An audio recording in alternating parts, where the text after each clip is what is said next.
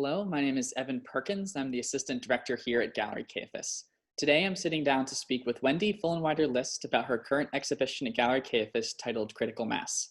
Wendy writes, "In my paintings, drawings, and sculpture, I investigate the moment a scattered array of elements tip into a body with momentum. The work is made with layers of spray paint, construction materials, Sharpie marker, and string, alongside acrylic and oil paints. The indexical application of the materials as they are poured, pressed, scraped, and applied with stencils, yarn, brayers, and brushes signals the presence of touch. Layers of indexical marks, abrasive sanding, and sensitive drawing are juxtaposed until they reach the critical mass." Wendy received her MFA in painting from Hunter College in New York City in 2017, where she was also granted the Cosack Painting Fellowship. Wendy lives in Massachusetts with studios in both Somerville and Brooklyn, working in painting, sculpture, and drawing. Wendy, thank you for taking the time to sit down with me today. Thanks for having me. I'm thrilled to be here. Well, in your artist statement, you include the definition of the term critical mass, and you write, "The minimum size or amount of something required to start or maintain a venture." What inspired you to use this term, and how do you relate this to the works? I was thinking about what kind of title would encapsulate the work that I've made in this show, which is over the past 9 to 10 months. And I got thinking about when I share it with my peers, often my peers from grad school use Instagram to share images and talk about their work. And I noticed that there comes a point in the process where I don't know if it's done and I don't quite know what it is, but I'm ready to talk about it.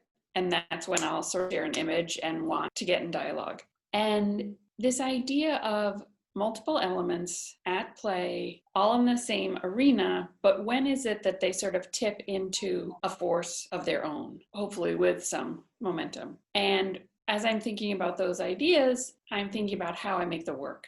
And it's often through a series of unrelated layers. So I will start with one layer. Let's say it's a layer of translucent fluorescent paint. I lay that in. But what I find exciting is when it then reacts to the next layer, which can be done through sanding or through impression of, a steel grate. Then the dialogue between those two. And sometimes there's no dialogue, like the layers aren't even together. But that sort of struggle of the artist to keep them all in the same space is what drives my work in the studio. And then also this idea of what is the minimum amount needed. So I sort of think of my painting as like a construction site with both additive and subtractive forces. So if it was a drawing at the simplest level, it would be like a pen eraser. But for me, when I'm using the paint, it could be thin paint, then the power sander, then the indexical application. Those relationships are what I find exciting. The other thing I'm noticing that I find cool is when there's an area where nothing's happening. If you go back to the one you were just at, for example, the area that's all sort of sanded and translucent, and actually parts of the eroding of the paint and canvas, they're almost falling off. Those relationships are what I get excited about. The term critical mass, it references something that's scientific. In doing so, that reminds me or brings me to the term of experimentation. While a number of these pieces are on more traditional means, paint on wood or canvas, there are also more layered and sculptural aspects to the work. As mentioned earlier, you use spray paint, Sharpie, string, and other construction materials to create these frenetic and gestural pieces. How did you start using these alternative materials in your work? Was there a pyramid of experimentation and discovery, or did you have this in mind from the beginning? That's such a good question. So no, when I started with painting, I was making traditional landscape painting. I had just moved to New York City and my very early 20s, and I went to this place called the New York Studio School, which is still around, and it's so fascinating in many ways. And I met this really fabulous teacher there who taught me about underpainting and this idea of layers of mark making. I then spent a good chunk of my 20s in the Metropolitan Museum. I only studied at the studio school for 2 years, and then I spent a ton of time at the Metro Museum looking at really old school, like unfinished Rembrandt self-portraits, those Cézanne watercolors that, some of them barely have any marks on them. They're so sensitive. And it's all about that mark making. I remember reading this Peter Schjeldahl article about Rembrandt. And he was using all this contemporary terminology. And he was talking about ideas that I was having, but I couldn't make the leap that he had made, where this was one of many pieces of the puzzle. And I was so frustrated. And I found Hunter College, and I brought in my little, portfolio landscape page, basically, that I had mixed up a little bit. But the idea was, let's find what it is you're interested here, and let's bring it into the present. What is it that's drawing you to this?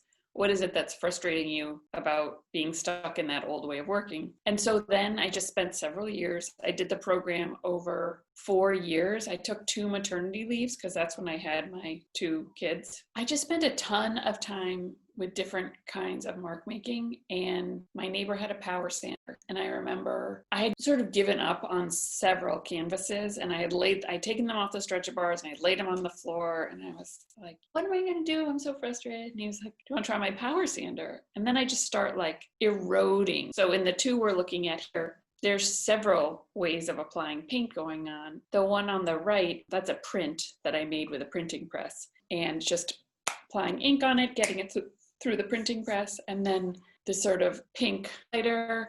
And then I start messing around with laying in the opaque paint on either side. And then I'm thinking, wait, I've got a figure. And the use of the sort of tennis ball body parts with the spray paint, they are coming together. And that's when I just said, okay, stop, because something's here. And basically, as the more I'm expanding that wheelhouse of how to apply the marks, oddly, they're also becoming more figurative over time. Like the first one in the PowerPoint, the Come Out Swinging painting, to me is also figurative in the sense that it has this steel grate, and then it also has sort of orangey thick paint coming out of it. This one, I had a really sort of exciting experience with. Once the paint and the gesso are laid in, and then if I impress the string on and wait it for dry, then remove it, then when it absorbs the paint, like sort of the yellowy, orangey, translucent wash, it falls in almost like scar tissue. Like,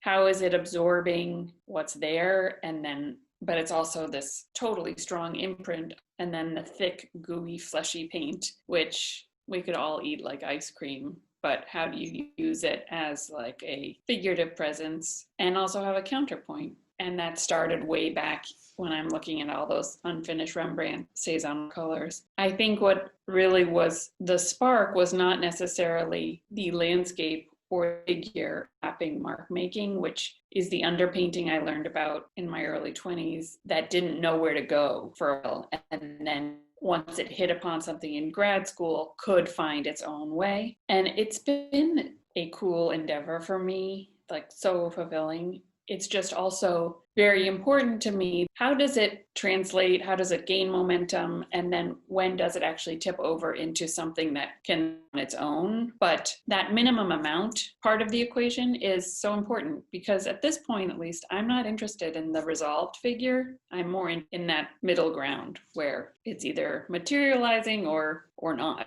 It seems like a tipping point for you was this discovery of addition through subtraction. I think the interesting part now is that a lot of these works are about resolution, but also you kind of mentioned the lack thereof as well, where there is an energy to all of this, but then there is sometimes these rests. There are pieces that have solely about this type of energy and this almost, a combining of things. And then there are also pieces that seem to have more fleshed out subject matter. And both of them have this way of approaching it and arriving at the figure in ways that most people would not. So I wonder how you go about approaching a piece that seems to be more gestural and explosive and energetic, and then ones where you're kind of where the subject is a little bit more defined, like maybe Dog Walker or some of the figurative paintings that you have as well. One of the things I have been doing more of in the past few years actually is building 3-dimensional objects in my studio that I wouldn't even know if I would call them sculptures. They're sort of how I sketch out the form I'm interested in. And they're often, they sometimes kind of look like construction sites. They're sort of these cobbled together parts that are trying to work together, but aren't quite sure how they're going to work together.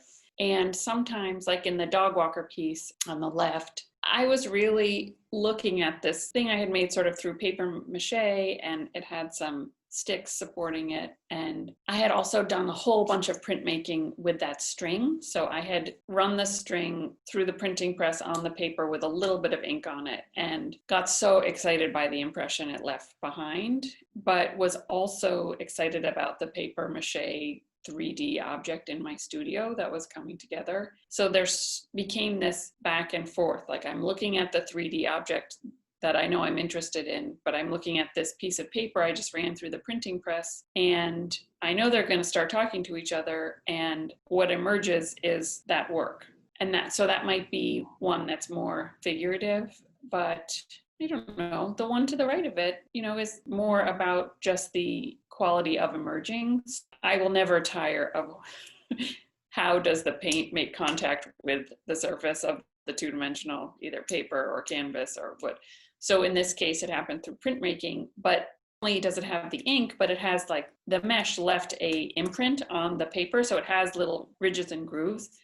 And then I'm thinking to myself about that, something oozing through something restrictive. And then I'm thinking about what kind of energy would be involved in that. Sure, it could be a release, but it also could be kind of a little bit more edged with, like, an escape quality and, like, these fingernails. And is that relaxing or is that kind of unsettling? And I don't know. Your work is about these unforeseen connections and relationships. You're almost fossilizing and leaving an imprint of these moments of touch, these moments of relationship. And I think that that's one thing that is exciting about the work, and that something that will always vary from piece to piece with yourself is how every piece, maybe some of the materials are similar throughout, but the relationships will always change and be different because the circumstances in which you're applying them will be changing as well. I think that's something that is important to the work as well.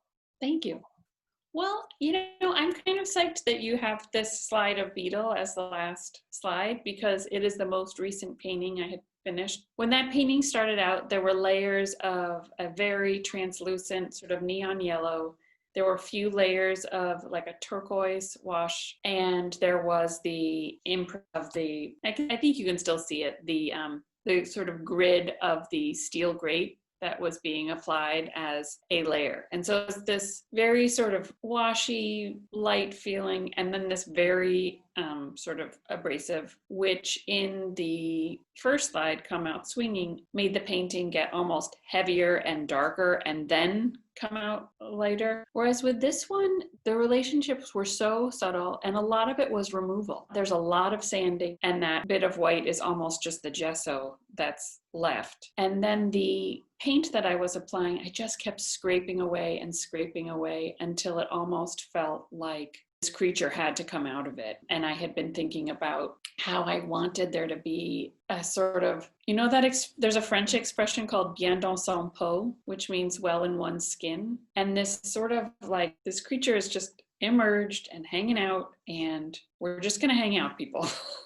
But I didn't want it to be stasis, like just nothing, just not such a rush. Like, we will get there. I'm always interested in this idea of scar tissue, like seeing a little bit of the history, and they've probably seen some shit, and it's like, we've been through a lot. And I think that's why I'm drawn to the power sander too, is like, that's not comfortable, going through that. If you're the canvas and you're going through that power sander, it's like, oh, I don't want this. And I just sort of thought, like, what if this thing had been through all that and is able to just kind of hang out and, like, stand up straight? Whereas Come Out Swinging, it's more like emerging mostly in a flat relationship between layers. I feel like this one is, it's certainly emerging in those layers of flatness, but almost there's more of the drawing element is also about something emerging. Yeah, so I wanted to say thank you for taking the time to sit down and speak with me about this work. Everybody, once again, I've had a great time talking with Wendy. Her show is up until January 23rd, so definitely come stop by and see it. Thanks, Wendy. Thank you.